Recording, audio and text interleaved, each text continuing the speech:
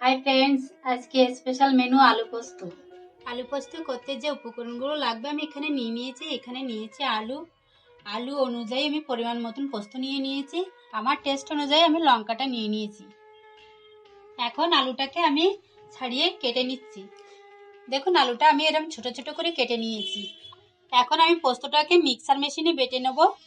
দেখুন, মিক্সার মেশিনে যদি আমি পোস্ত বাটতে যাই, আমাকে শুকনো যদি আমি বাটি তাহলে কিন্তু আমার সুবিধাই হবে। আমি আগে শুকনো এটাকে বেটে নেব, তারপরে তো জল অ্যাড করব, তাহলে মিহি হবে একদম বাটাটা।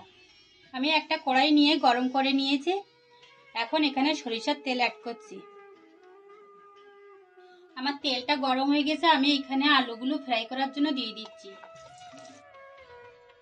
আলুটা ফ্রাই করার জন্য আমি এখানে লবণটা অ্যাড করে দিচ্ছি। আমি আলু পোস্ত করতে এখানে কোনো হলুদ বা অন্য কোনো মশলা ইউজ করব না, তাহলে কিন্তু আমার পোস্ত টেস্টটা পাবো না। দেখুন, আলুটা আমি এরকম লাল লাল করে ফ্রাই করে নিলাম। আলুটা কিন্তু আমার 80% সেদ্ধ হয়ে গেছে। এখন আমি এটাকে তুলে নিচ্ছি।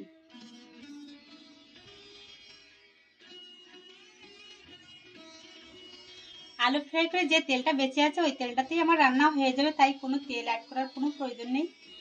আমি এখন এখানে কাঁচা লঙ্কা ফোড়ন দিচ্ছি। আমি এখানে শুধু কাঁচা লঙ্কাই ফোড়নে দিলাম। এখানে আপনারা চাইলে কালো জিরেও ফোড়ন দিতে পারেন। আমি ওটা পছন্দ করি না, তার জন্য ওটা বাদ রাখলাম। এখন আমি এখানে পোস্তটা অ্যাড করছি।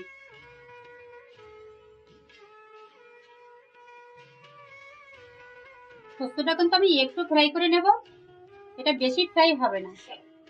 এখন আমি আলুটাকে অ্যাড করে দিচ্ছি। বাটিটা ধুয়ে আমি অল্প পরিমাণ জল অ্যাড করে দিচ্ছি। এখানে আমি একটু চিনি অ্যাড করে দিচ্ছি। চিনিটা না দিলে কিন্তু এর টেস্টই আসবে না। অনেক তরকারি আছে তাতে চিনি না দিলে টেস্ট আসে না, আবার অনেক তরকারি আছে চিনি ছাড়াই করতে হয়।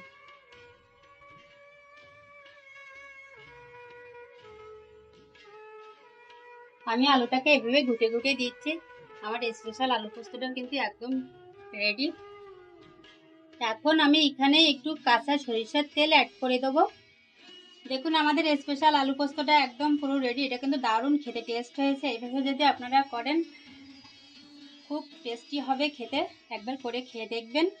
Thanks for watching my YouTube channel এর সঠিক কলকাতা ব্লগ। আমাদের চ্যানেলটাকে সাবস্ক্রাইব করে আমাদের পাশে থাকবেন। Thank you.